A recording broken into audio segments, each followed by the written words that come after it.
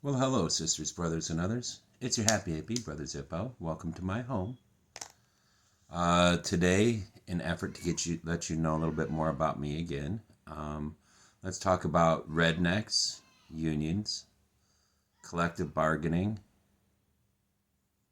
Tie it all up for you at the end. Um, Reason we should probably talk about rednecks is because I kind of look a little bit like one.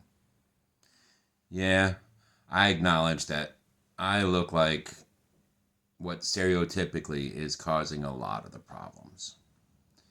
Your big, burly, bearded white males who have an opinion. Um,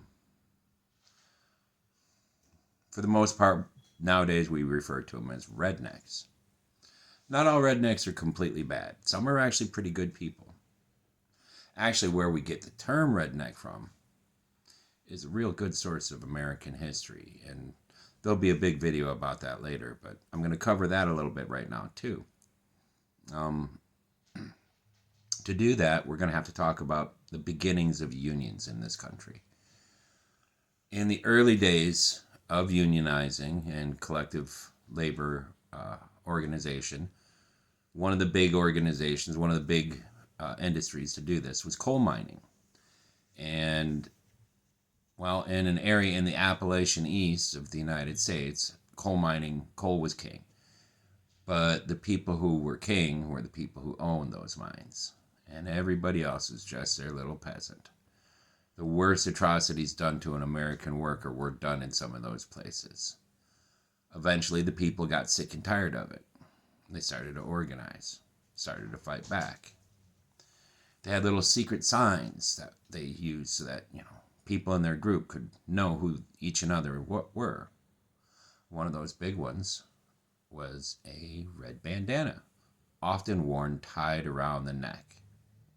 And they referred to each other as rednecks. That kind of redneck, I'd be proud to be any day of the week. I am pro-union, pro-working man. Always for the downtrodden, ever against the capitalist corporate pigs.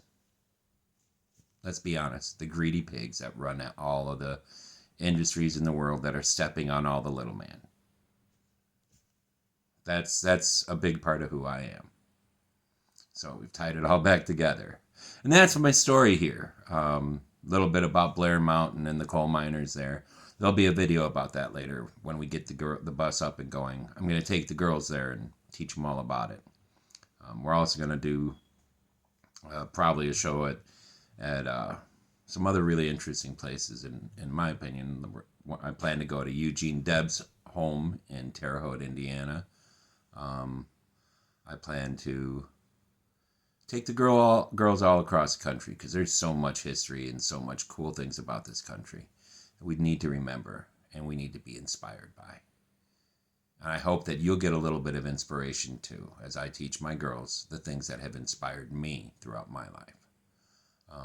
But until then, be well, be safe, and be blessed.